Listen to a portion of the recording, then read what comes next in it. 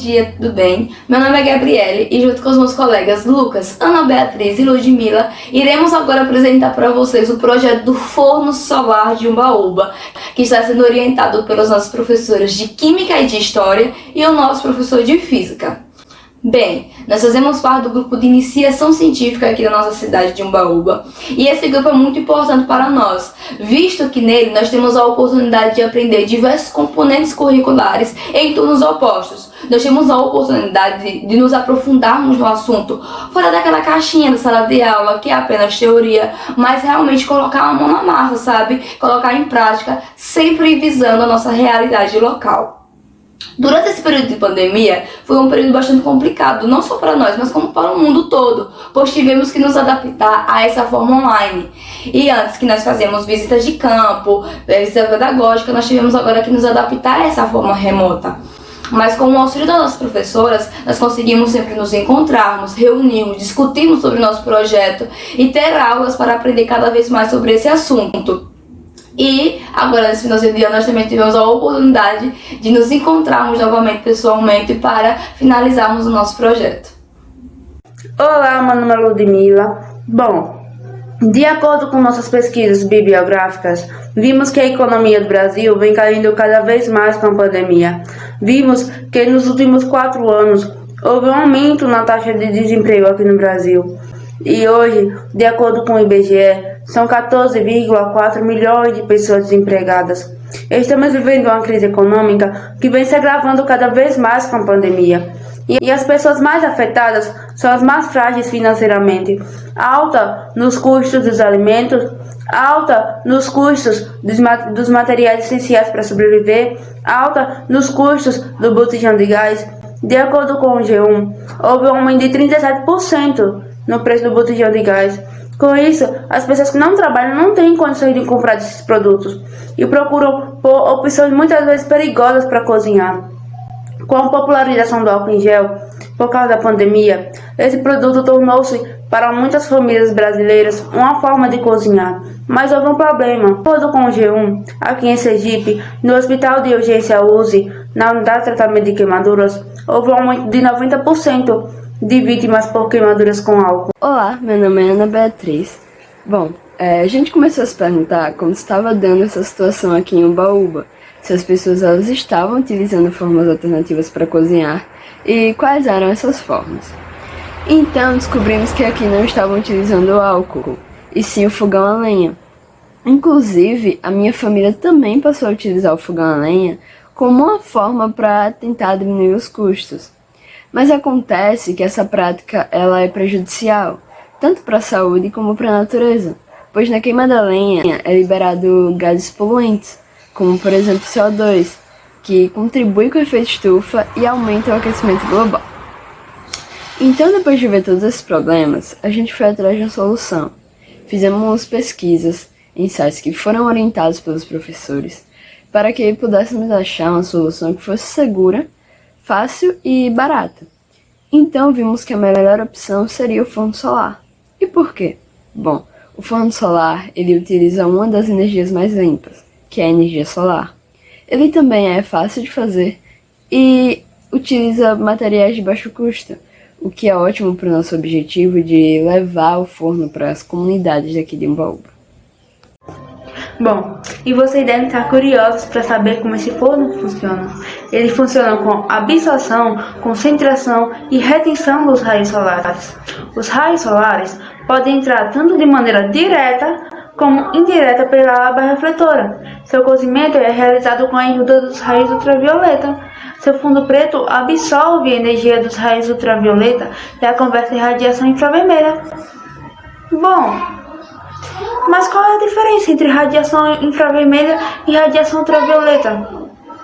A única diferença é entre o comprimento das ondas. O comprimento das ondas da radiação infravermelha é maior, mas só ela tem poder suficiente para fazer vibrar água ou qualquer partícula de outro elemento. E para melhorar nossa experiência, utilizamos materiais isolantes térmicos para que a radiação infravermelha não escape, mas de uma maneira que a radiação solar possa entrar. Olá, meu nome é Lucas. Eu vou falar um pouco sobre a construção do nosso forno solar.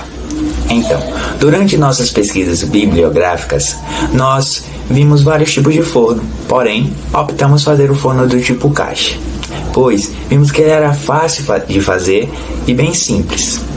Com esse modelo escolhido, fomos até a marcenaria do meu pai, pois lá encontramos algumas sobras de MDF que utilizamos para fazer uma caixa com tampa.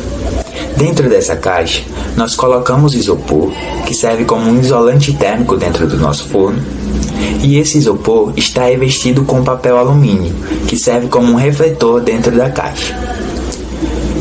O forno conta com a segunda tampa de vidro removível para criarmos o efeito estufa, igual que acontece nas estufas de planta. A tampa do forno também conta com um espelho que serve para haver maior reflexão dos raios para dentro da caixa. Essas aqui são fotos de alguns dos testes que fizemos com o forno. Como nós já preferimos iniciar os primeiros testes cozinhando, nós optamos por fazer algumas comidas que consumimos no nosso dia a dia, como pães, café e cuscuz.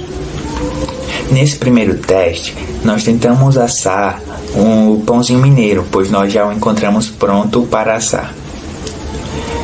Nesse primeiro teste, o pãozinho mineiro ele ficou assado por fora, porém cru por dentro.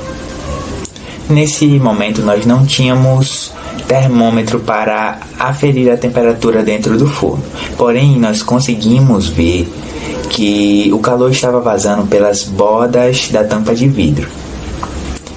Esse teste se iniciou às 9 horas, pois é o horário que a radiação ultravioleta começa a ficar mais forte. Como no primeiro teste nós não possuímos termômetro, fomos até a escola e pedimos um termômetro a ele, e eles nos deram um termômetro de infravermelho. Com esse termômetro, nós fomos logo iniciar os testes, mas antes nós fizemos a vedação das bordas da tampa de vidro do nosso forno, pois no teste anterior nós havíamos percebido que o calor estava vazando por essas bordas. Com esse vedamento, nós conseguimos atingir temperaturas altíssimas com o forno, o suficiente para fazer evaporar água e cozinhar o cuscuz. Porém, o termômetro só conseguia aferir até aproximadamente 60 graus. Logo após isso, o interior do forno começava a ficar embaçado e isso dificultava a medição. Mas como sabemos que a água conseguiu evaporar e o ponto da vaporização da água é de 100 graus, sabemos que a temperatura dentro do forno atingiu pelo menos isso, 100 graus Celsius. E como nós queremos qualificar melhor o primeiro protótipo do nosso forno, nós estamos providenciando um termômetro de mercúrio laboratorial para deixarmos dentro do forno e fazer uma medição mais precisa da maior temperatura que ele alcança. Mas como vimos pelas temperaturas marcadas no termômetro de infravermelho, o nosso forno chega a temperaturas de aproximadamente 60 a 70 graus. Porém, sabemos que ele alcança temperaturas ainda mais altas, pois ele conseguiu evaporar água e cozinhar cuscuz. E, feito todos os testes com o nosso primeiro protótipo, nós buscamos baratear ainda mais. E foi aí que chegamos ao nosso segundo protótipo, onde substituímos as madeiras utilizadas no primeiro protótipo por caixas de papelão. Conseguimos uma grande baixa no preço, e era realmente isso que queríamos, pois como queremos trazer para as famílias da nossa comunidade aqui de Umbaúba como uma segunda opção de cozimento, pois eles estão utilizando do fogão a lenha para cozinhar os alimentos devido ao grande aumento do gás que teve durante a pandemia.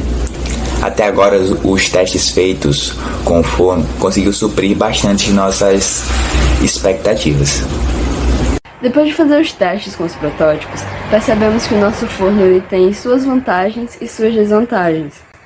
As vantagens é que ele é fácil de fazer, é feito com materiais sustentáveis e de baixo custo, não traz danos para a natureza e a comida que é feita nele também fica muito boa. Já a única desvantagem é que ele só pode ser utilizado com a luz do sol, mas como a gente tem o privilégio de morar aqui no Nordeste, ou seja, altas temperaturas e grandes períodos de estiagem, isso quase não vai ser um problema.